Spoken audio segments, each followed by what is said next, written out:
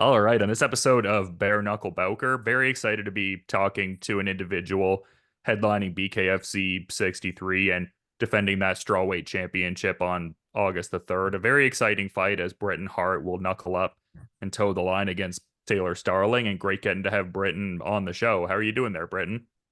I am doing great. I'm in the gym. I just kind of stepped outside, but the energy in the gym is so amazing. We're getting really hyped about this event. I mean, it's I think bigger than what people realize. Shit, I think it's bigger than what I realized, but I think it's pretty damn huge. So I'm excited. The energy is unbelievable, and I'm just really happy to be here. Happy to do what I love and say that I'm passionate about it, and that fire is still in there because sometimes after you get used to doing something, this will be my 23rd professional fight. It's like you always wonder, like, am I getting used to it? Maybe am I too happy? Am I not hungry enough? But no, it's there, and that hunger's hungrier than ever. Yeah, I love hearing that. And I mean, you touch on the magnitude of the event. Like, obviously, there's going to be the normal broadcast components where so many internationally are watching. But like you said, the live environment will be interesting. Like, it could even be the most attended BKFC show they've done, just being that it's in Sturgis and all of the components that are kind of with that, like the atmosphere with like the bikers there and stuff like that. So, really incredible stuff to be a part of and headlining, no less.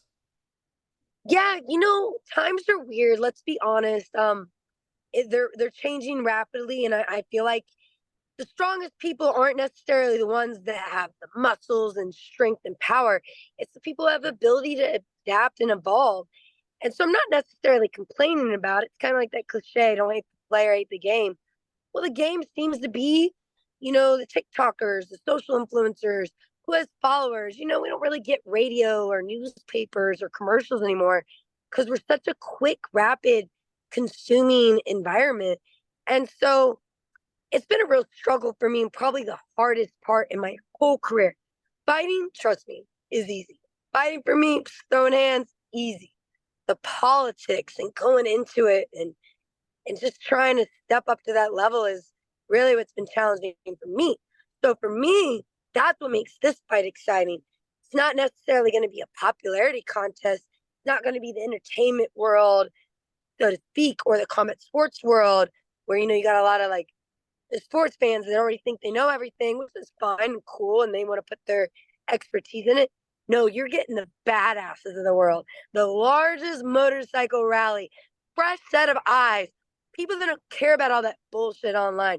They're going to look and see that girl's a dog, or that guy's a dog, or man, they threw down, or damn, they love this. I can get behind that. And that's what I'm really excited for that challenge. I'm excited to go into this event with unbiased eyes that can kind of see stuff for what it is. And I'm really excited to represent the badasses of the world because I think I'm a badass and I think I'm the baddest at being that.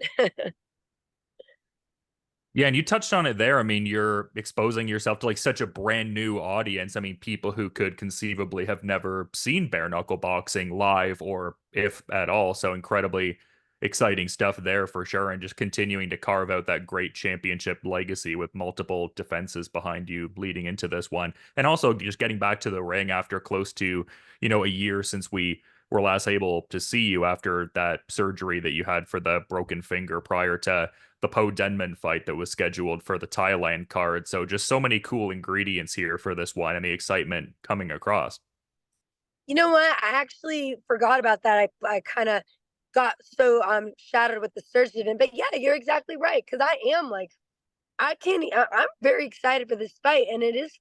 I think that is a big factor in it. That it feels like forever, and because I really was excited with the Melanie Shaw fight and the opportunity to fight in Thailand, and so having such a killer performance, and then not being able to do that, it's been, man. I'm telling you, I've been in the gym working my ass off since that with the cast on my hand, and people forget that. I think people forget my training videos with a cast for 2 damn months.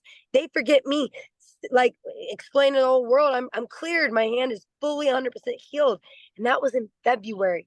So I've been starving for this since February. So yeah, it's unbelievable. Actually, thank you for bringing that to light, and probably why I'm just yeah, just way excited. Unreal experience right now. Yeah, it's great. And something that I've also been enjoying seeing, like you seem like you're in a bit of a, I mean, obviously always looking forward and you seem very present, but also at the same time in a bit of a reflective kind of state, just speaking to the Instagram posts you've had going in depth with all of your fights and gloved boxing and bare knuckle. Like, can you kind of speak to that? Like, was there something that kind of inspired that series and just general sense of reflectiveness and all? Yeah, actually, that is another thing too that I feel like I've unlocked a big part of me. I remember people always saying, "Don't ever forget who you are." And sometimes when I get lost, and it's like I kind of do, and I'm like, I get overwhelmed, and the pressure is heavy. And so when I go back and look at those days, I'm like, whoa, I did some hard shit back in the day. This is why, Britt. This is who you are. And I do think it gets frustrating when people don't understand me and they're like, man, why is she got an attitude? Why is she like this? Why does she like that? And I'm like, man, like if they only knew what I went through to get here, they'd understand how much this means to me. Like it means everything. So I thought it was a real clever way to do the countdown for my 23rd fight. I move with a lot of intention, and I can be very cryptic. I'm a very cryptic person because I can't say everything I want to, so I speak in code. But I'm very intentional with the ways I move, and so I chose it 23 days before my fight to count down. So, like you said, this fresh set of eyes, the people that are watching, they're really gonna get it. August 3rd, you're really gonna understand that girl that steps in that ring and the performance I'm about to have. And I don't want anyone to question it and be like, whoa. I want everyone to be like, damn, that's why. And that's real and that's raw. And that's what I'm representing and bringing. But it's kind of really opened my mind in this fight camp, replaying and reliving some of those moments. And I think kind of that's what bare knuckle is supposed to represent. That pain grows us. And I'm here for a reason. Yeah, and I mean, to the scale of being in the Bare Knuckle Boxing Hall of Fame, just wanted to give a quick congrats on that induction. That seems huge. Yeah, that's huge too. And that's a whole other story for another time. But unreal. Just, I mean, yeah, to remember and reflect where people, I think my post today, even said, like, I remember that fight. No one believed in me. Man, the people were mean to me. I had such a small circle. It was so wild to have nobody believe in you and you go in and have that big victory. To now, it's like, wow, you have the support system and you have that. But yeah, I remember the Hall of Fame too. I just didn't think I would get there. No one believed in me that I would do that. I had to really fight and claw to get in that damn thing. And now that I'm here, it's to hear those people. I didn't think they ever really wanted me. But that Hall of Fame, there was 3 fighters there. It changed my whole trajectory on what I think and my viewpoints. And hear them speak about me and how they saw me, man, it meant the world. It really did. It meant the world. And that's really, it gives me goosebumps in this 90-degree Florida weather. Just, this is why. This is why. And so, yeah, that Hall of Fame was really a superpower. Yeah, a great moment and well deserved, but many chapters still to unfurl in this story. And kind of in bringing that up, wanted to focus on this fight because, I mean, it seems like you have a bit of history with Taylor Starling, just both of you getting big wins at the inaugural KnuckleMania and also getting in some sparring work at a certain point and former flyweight title contender. Like, it seems like there's a certain level of like personal narrative heading into it, but also obviously like well aware of what she's done in the ring. Can you kind of talk about all the different, I guess, machinations of this fight with Taylor Starling? Yeah, I think, again, it kind of gets under my skin a little bit. It's kind of what's going on here in America. I don't know how someone who's done half the amount of work of me with half the amount of passion gets the same recognition that I get. It's kind of crazy. I work hard, very hard for my money, and then I have to share it with everybody. And it's, that didn't do the work, and it's fucking crazy. But look at it. She fought Charisa. It was a bloody battle. Her face was all, swollen. There's memes about her everywhere about it. It's crazy cool, but crazy and damaging.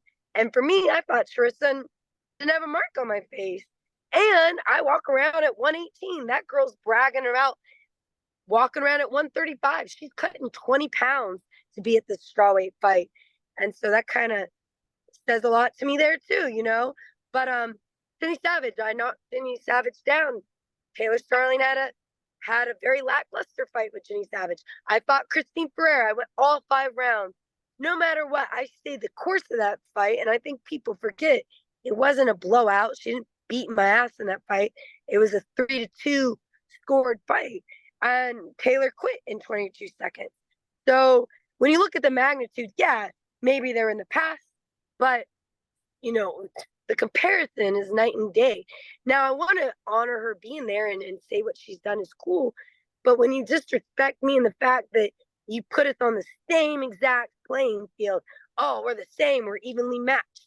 It's ridiculous when you say, oh, we both, we're both pioneers. It's ridiculous. I started in 2018. She started in 2021.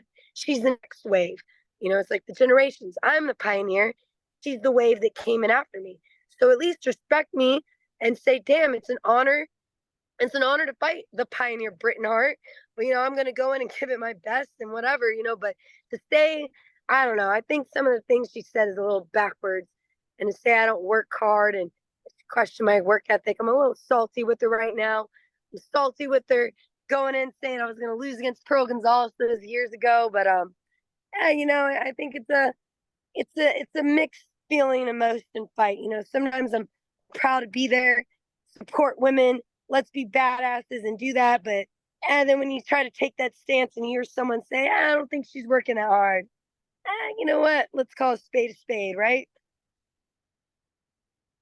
Yeah, for sure. I mean, I get what you're saying. Like in a broader sense, it's like you want to be able to, try to uplift everyone and look at it in that way that you kind of touched on. But if someone's questioning your work ethic or the effort you're putting into it, I mean, that is curious, especially considering the resume you already have and everything like that. So, yeah, I get what you're saying. I mean, it seems like there's a lot going on with that. And I did kind of talk to Charisa just a bit ago to kind of get some insights from her on this fight and everything like that. And it was kind of interesting because she kind of talked about that shift from, the Christine fight for Taylor, just like how much her approach has kind of, I guess, altered in a way from maybe the initial way that she was fighting and whatnot. And I was like, oh, yeah, do you think she needs to like go back to kind of like how she was fighting before? Like, I felt like that's what she was hinting at almost. But then she was like, I don't know that that would work with the fight with Britain because Britain got in that direct sparring work with her and is familiar with that version of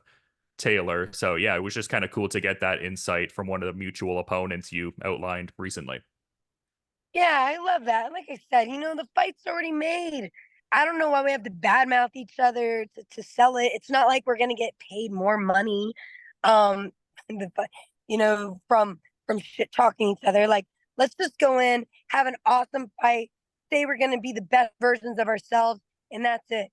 But I'm one, like I said, this means everything to me. And like what I said about my past and with my Instagram posts, when you see how hard I worked for it, the minute you question it, the minute you go in and say, and talk shit on me, it just flips the script for me, and that's just really what it is at the end of the day. So if someone wants to treat me with respect, you'll get the highest respect from me at all times. You question it ever, even just a little bit or a smidge, it's gonna be like blood in the water. Here comes the sharks. But I really hate to cut this interview short. I really wasn't expecting it. I was just expecting an interview earlier. So I do kind of have to go get in the gym.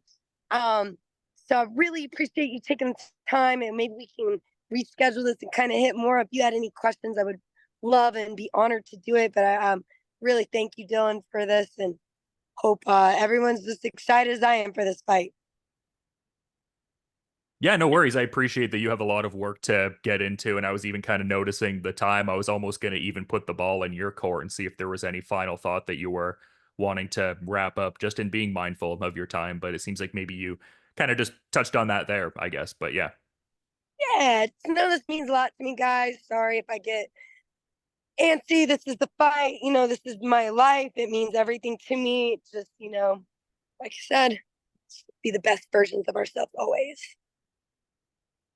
Yeah, well, thanks so much for coming on Bare Knuckle Bowker. Very excited to check out this BKFC 63 fight in front of such an unprecedented, massive audience. And I'll certainly be tuning into the Taylor Starling fight on August 3rd to see that strawweight title fight. But until then, Britton, you have a good rest of your day, and thank you for the time. Awesome. You too. Thank you guys. Thanks, Britt.